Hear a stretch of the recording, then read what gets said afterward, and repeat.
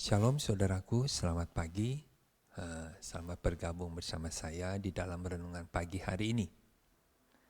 Di renungan pagi hari ini saya mengangkat suatu tema, percaya Yesus tapi tidak masuk surga. Maukah Anda? Sebelumnya kita mari bersama-sama berdoa terlebih dahulu. Tuhan, terima kasih buat hari yang sudah Engkau berikan. Terima kasih buat kesempatan untuk kami bisa datang di hadapan-Mu. Kiranya Roh Kudus-Mu memimpin kami.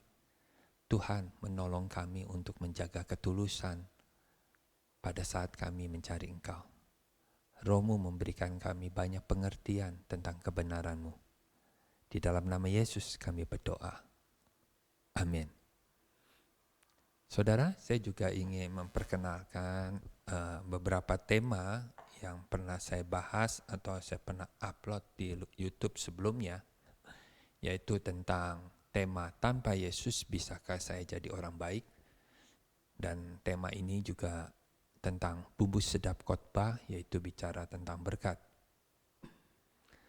Nah, renungan rohani berseri atau yang saya fokuskan untuk saudara bisa dengar di pagi hari, yaitu renungan pagi ini, semuanya saling berkaitan satu dengan yang lainnya.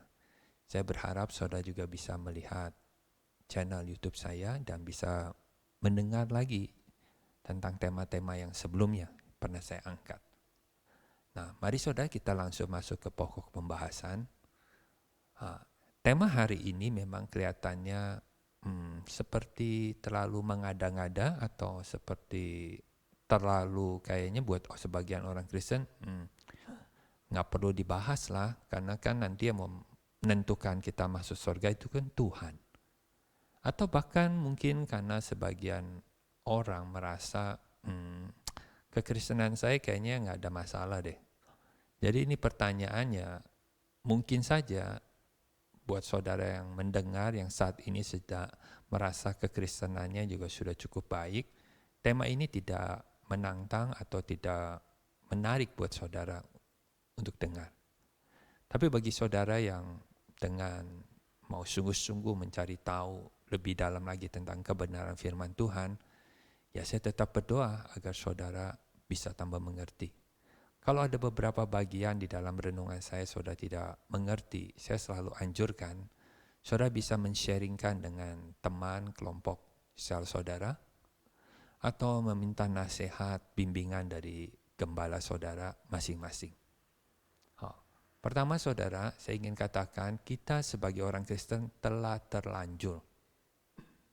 Terlanjur apa saudara? Terlanjur justru pada saat kita awal pertama kali masuk dalam kekristenan atau percaya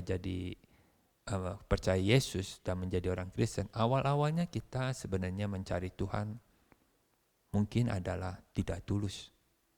Kita mencari Tuhan atau menjadi orang Kristen, mau percaya Yesus, awal mulanya mungkin bukan karena suatu ketulusan, kesungguhan ingin mencari Allah yang benar. Mungkin karena faktor keluarga kita yang sudah jadi Kristen, mungkin karena faktor pasangan hidup kita yang jadi Kristen, mungkin karena faktor kesulitan hidup, baik itu penyakit, ekonomi. Ya di awal-awal itu saudara mencari Tuhan, ya bukan karena sungguh-sungguh ingin mencari Allah yang benar, mengenal Allah yang benar, ingin takut Allah dengan benar, tapi awal-awalnya motivasi kita itu mungkin saja sudah tidak tulus. Dan ketidaktulusan ini terus tidak pernah diperbaiki, dan bahkan akhirnya kita merasa nyaman dengan kehidupan agama kita yang sekarang ini. Yang kedua, pada saat kita mendengar khotbah yang bagus dari pendeta yang terkenal, banyak orang mendengar khotbah pendeta tersebut. Wah, saat kita mendengar khotbah itu mungkin di KKR atau apa, hati kita tersentuh, kita menangis, lalu kemudian kita meyakini bahwa kita sudah percaya Tuhan dengan benar, dan bahkan akhirnya kita meyakini sudah ada di dalam Tuhan pada saat itu. Tentu hal ini perlu saudara renungkan lebih lagi. Bukan pada saat saudara dengar khotbah yang bagus, tersentuh hatinya, lalu itu sudah dikatakan bahwa saudara percaya Yesus atau percaya Tuhan. Sebab percaya di sini tentu tidak semudah yang kita katakan. Atau bahkan saudara katakan, saya sudah ada di dalam Yesus karena pendeta tersebut mengajak saya berdoa mengikuti kata-kata dia bahwa saya adalah orang berdosa dan mulai hari ini saya mengundang Yesus masuk di dalam hati saya. Dan itu berarti dengan sendirinya kita menjadi orang Kristen dan sudah ada di dalam Yesus. Ini sangat riskan sekali kalau kita sudah terlanjur punya konsep ini dan tidak pernah mengalami pembaharuan budi, akal pikiran daripada pimpinan Roh Kudus. Dan hal yang ketiga yaitu, kalau saudara sudah menjadi orang Kristen yang dari muda hingga tua, ya saudara menjadi orang Kristen yang baik, rajin ke gereja, bantu gereja, beri persembahan, semuanya, ikut pembesukan. Kita secara otomatis saudara, secara tanpa sadar kita merasa nantinya Tuhan sudah pasti siapkan tempat di sorga untuk kita. Atau otomatis nanti kita akan dibimbing Tuhan masuk sorga. Karena kita merasa kita sudah jadi orang baik. Maka nanti saudara perlu melihat seri yang pertama ini, tanpa Yesus, bisakah saya jadi orang baik? Oh, saya sudah dengan Yesus dong, kan saya percaya Yesus.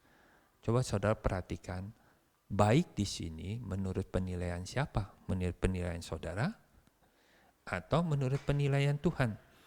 Karena di dalam Amsal 21 ayat yang kedua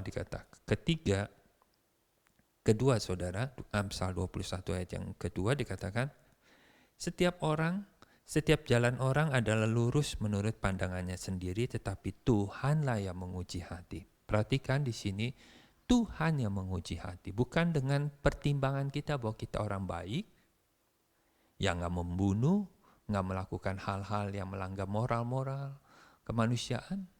Baik di sini menurut kita. Tapi penilaiannya nanti itu Tuhan yang menguji. Di sini tekanannya hati kita itu Tuhan. Bukan dilihat dari perbuatannya, tapi yang dilihat dari hatimu, hati kita.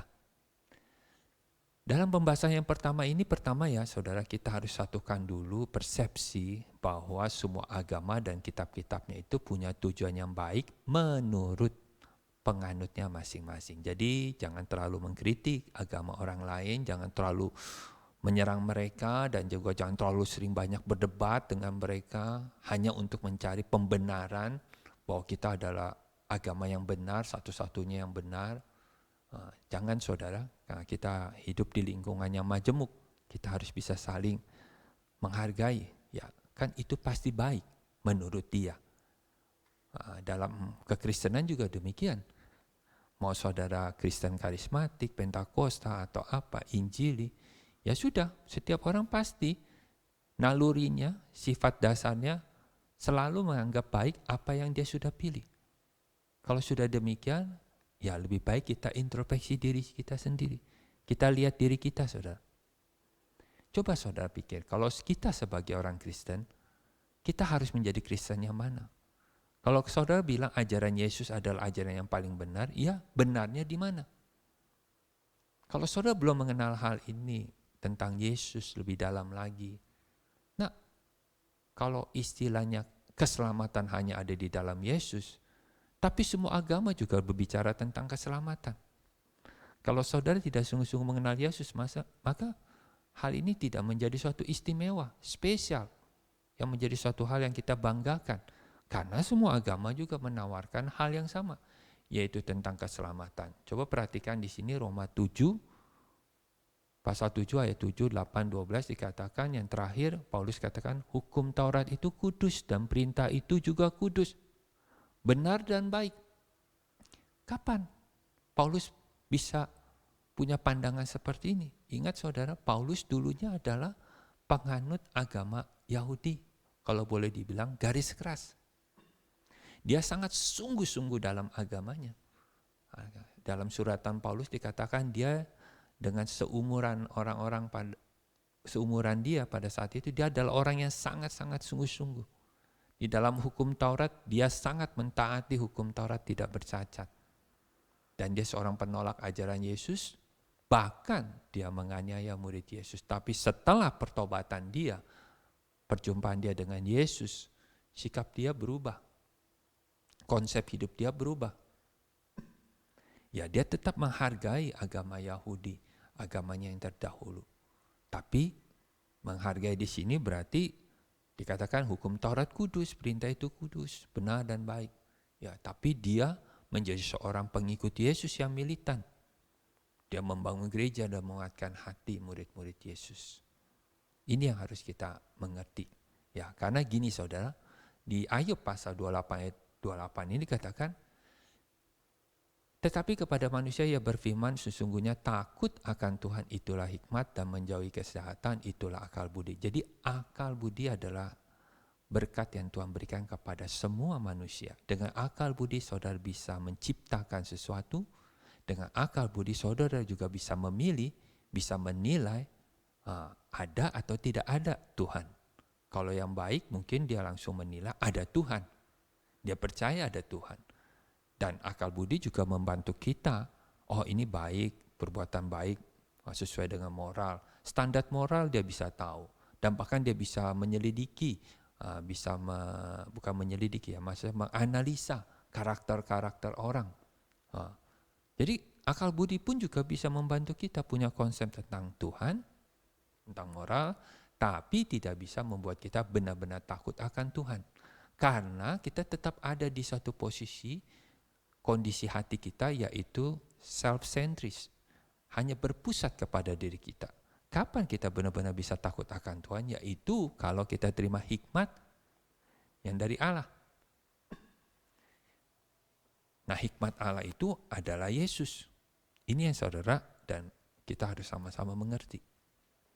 Pada saat seseorang memilih menganut suatu agama, pasti nih pada umumnya ya ada dua pertimbangan. Satu, apakah agama yang dianut nantinya itu dapat membantu memperbaiki kehidupannya.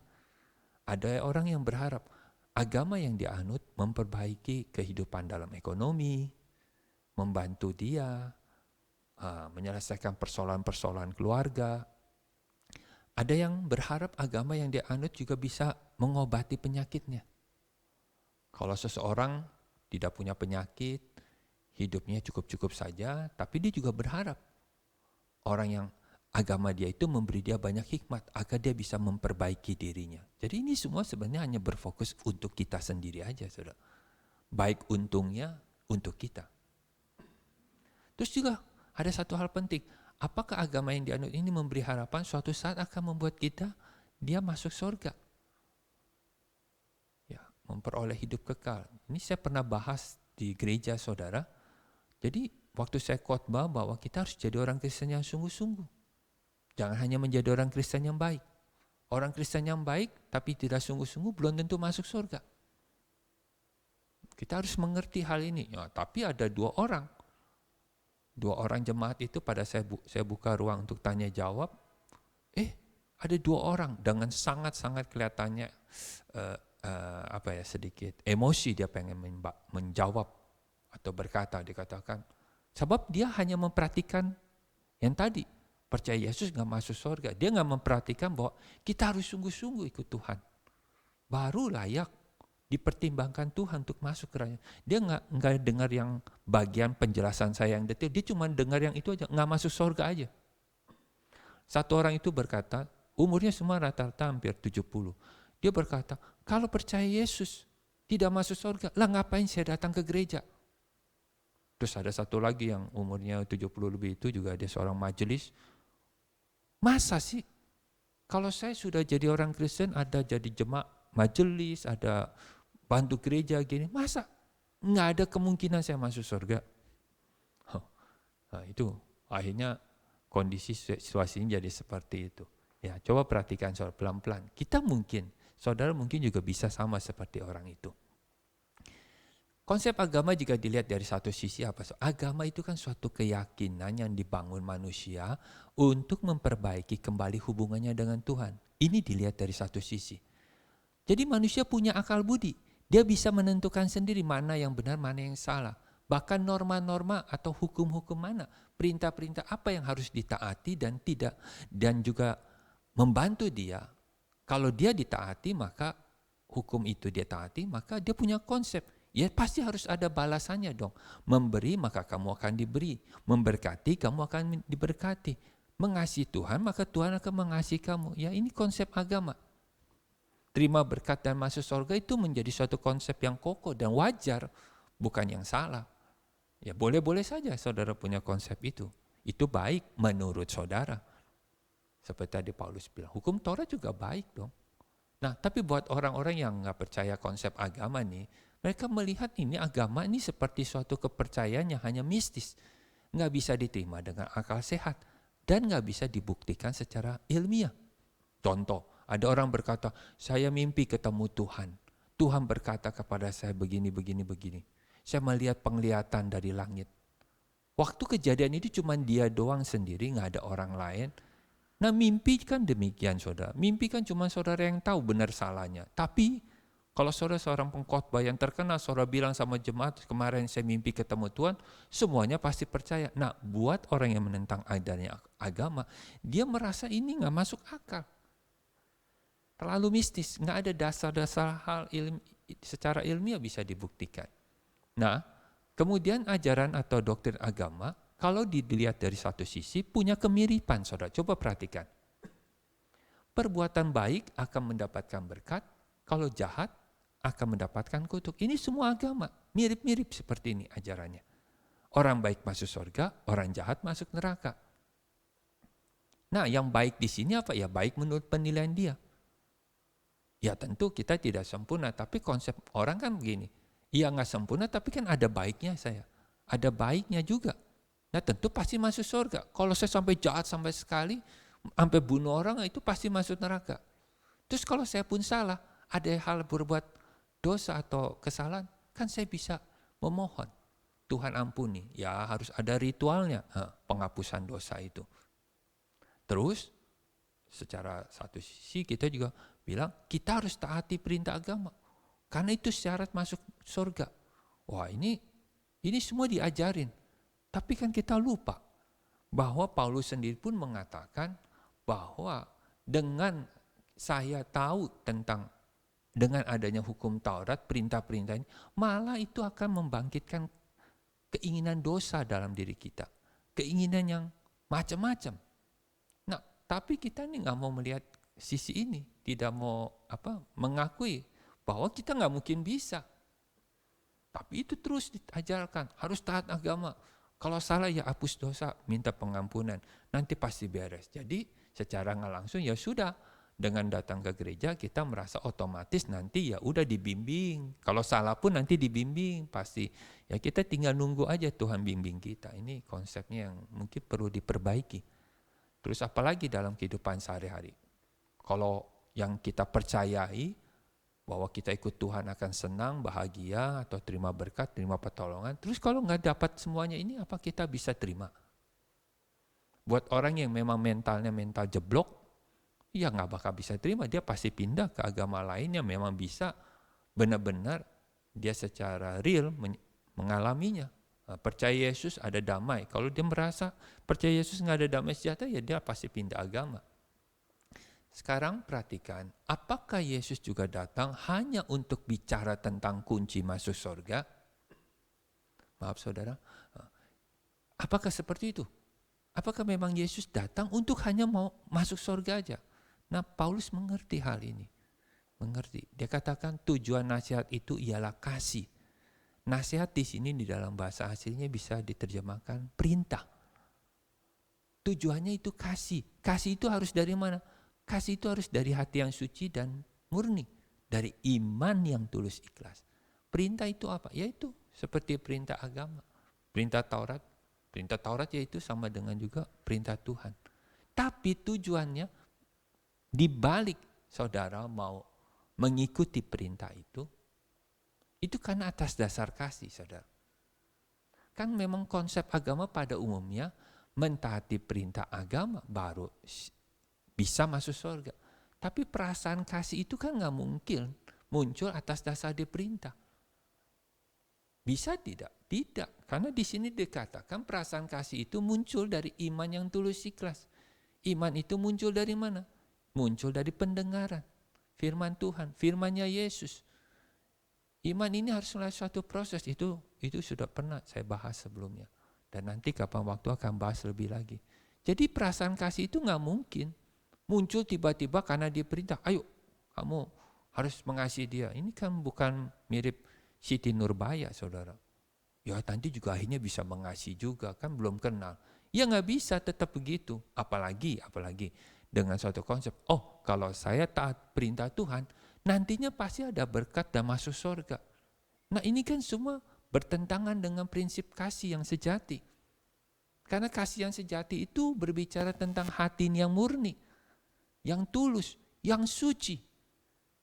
Kita menjadikan Tuhan suci di dalam hati kita sebagai Tuhan yang maha suci, suatu tempat yang suci, nggak main-main, nggak setengah-setengah, saudara. Nah inilah, di tahap awal ini, di tema ini, saya hari ini membagikan tentang hal ini.